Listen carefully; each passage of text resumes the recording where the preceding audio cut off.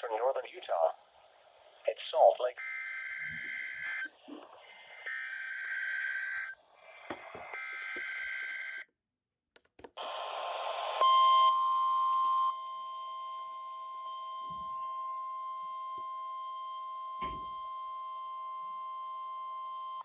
This is a test of the NOAA radio warning device. During potentially dangerous weather situations, specially built receivers are automatically activated to warn of the impending hazard. Tests of these receivers normally are conducted by the National Weather Service every Wednesday between 11 a.m. and noon. When there is a threat of or existing severe weather in the area on Wednesday, the test is postponed until the next good weather day.